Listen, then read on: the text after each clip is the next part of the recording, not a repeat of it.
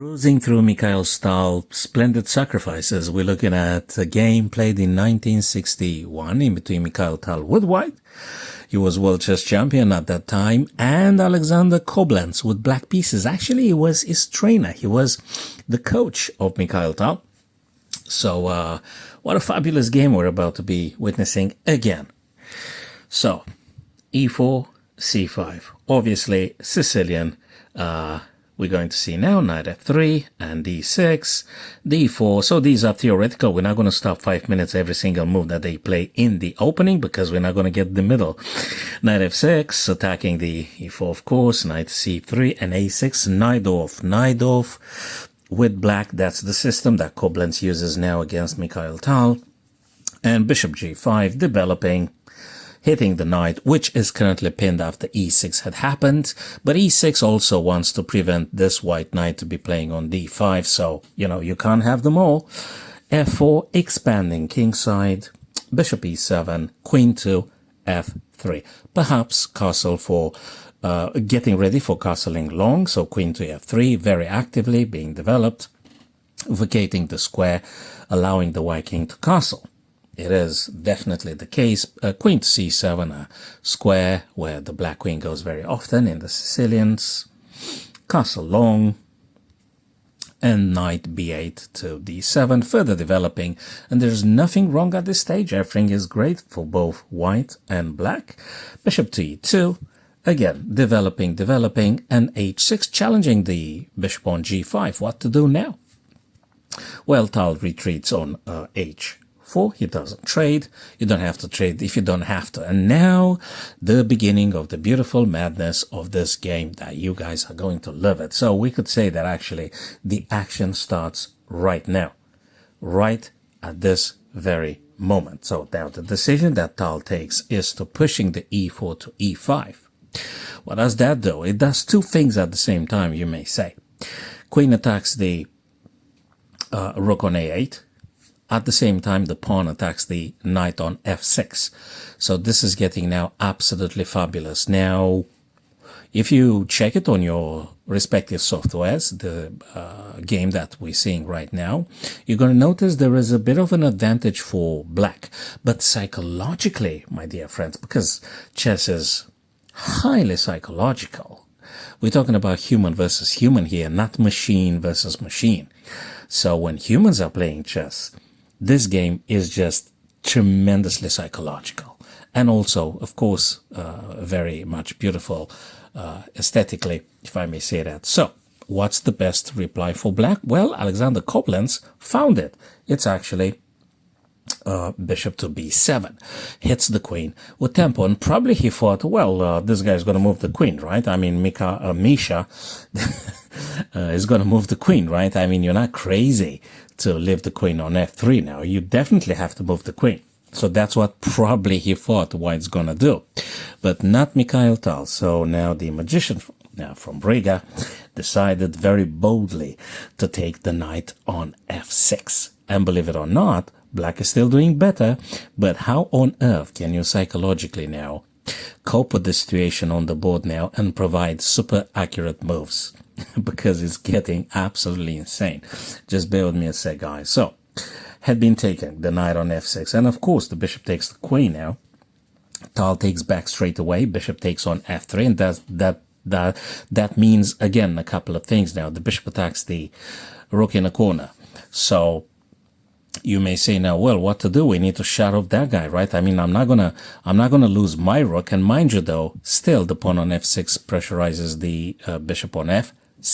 Now, the almighty softwares recommend here, very, very impassionate, to simply take b takes f6, which is the best move to play. And believe it or not, black's doing very well, because if we do take this guy, black continues with bishop takes h4. And of course, the bishop will have to depart sooner or later because there is a castle short, there is bishop coming to f6, the queen attacks on the c file, and after castle short probably we're going to have a deadly battery. So now black is killing it. In this current situation, black is winning massively. Okay, but that's now what happened in the game. Again, we've got human versus human. So here Alexander Koblents decided to go for Sorry, I gotta go back one more step. Decided to go with d5, a very human-like move.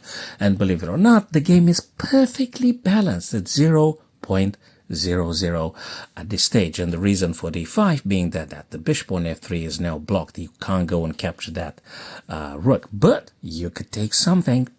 You could definitely take something.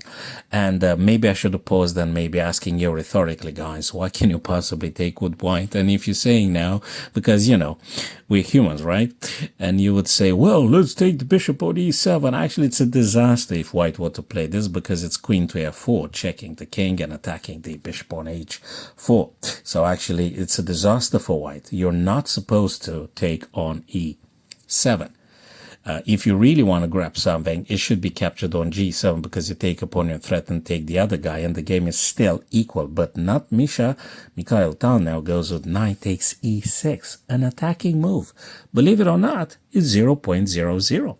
Crazy, what does that do? Well, that attacks the queen, first thing first. Pressure on the g7 again, and of course, gotta be taken, right? And now, when this thing happened, because after knight takes on e6, it's not just that you're forcing black to kind of take you, right? Or they move the queen, which is a disaster for black. But when they took, actually the h5 becomes exploitable and the bishop goes straight away on h5, checking the king. So the king is in check now. There is no obstacle for them. g6, it's just a delay, really. Bishop takes and checks the black king. The black king has to move. Where to go? They chose to go f8. Still, the game is perfectly equal. But you tell me, how on earth can a human play completely dispassionate and provide the best moves and draw? This is very, very psychological. So white continues, taking on e7, checking the black king.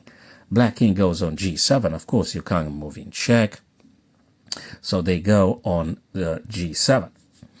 And now Mikhail Tal moves bishop to g3. And if you say, yeah, but then he gonna lose the g6 bishop. Not really, because if king takes g6, then this pawn is gonna move to f5, checking the king, and then the bishop wins the queen. And it's just simply winning for white. So they can't take it. So knight f6 being played now. Rook becoming very active, the last white piece that didn't do nothing, being idle, and all of a sudden the rook now is very active. Rook goes on to e1, hitting e6, very important. b4, attacking the knight. Rook now, he didn't even bother saving the knight, moving knight to e2, which probably many of us were considering moving the knight to safety. No. He didn't bother. Now, the perfect move to play, if I may say that, the best move to play here, in accordance with the engines, would be simply f5, because you're attacking the queen with the bishop and you open up the dark squares diagonal for that g3 respective white bishop. But Tal goes rook takes e6 because he plans on pushing the f pawn later on and then pinning the black knight on f6 with the price of losing the white knight on c3. So that's been captured. And now Misha goes with f5, attacking the queen with the bishop. So now the queen, you kind of have to move the queen, right? Queen goes on b7, trying to threaten a checkmate, and Mikhail Tal blocks with b3. Well, no more checkmate. Queen went back. Oopsie daisy. Sorry, guys, I think I just skipped a couple of moves here. Apologies. So let me just go back just briefly. Bear with me. So f5, queen b7, b3 blocking the check. Queen goes back on d7 and bishop e5. What does that mean? It's not just pressure on the pin piece.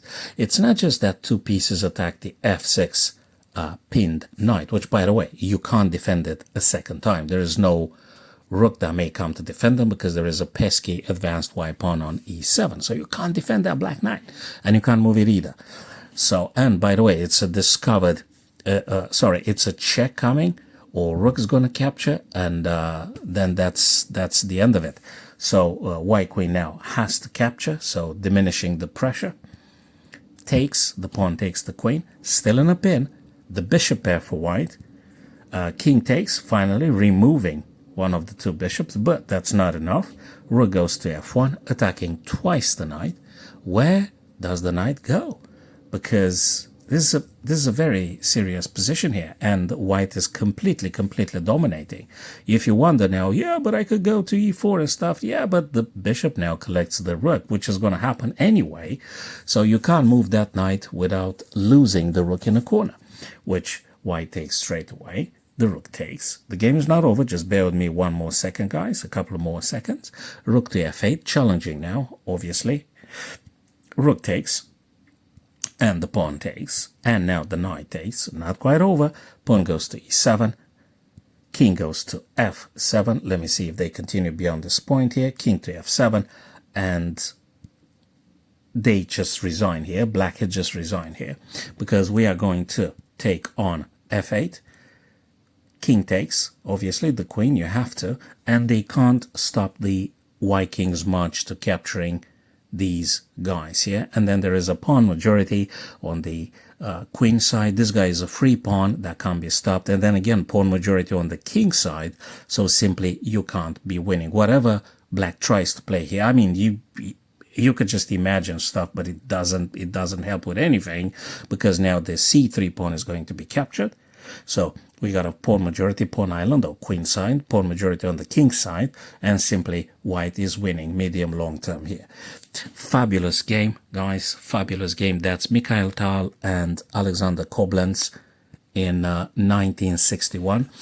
Thanks for watching this vid, guys, and hopefully I'm going to see you on the next spectacular game sacrifices played by the magician from Riga. Cheers.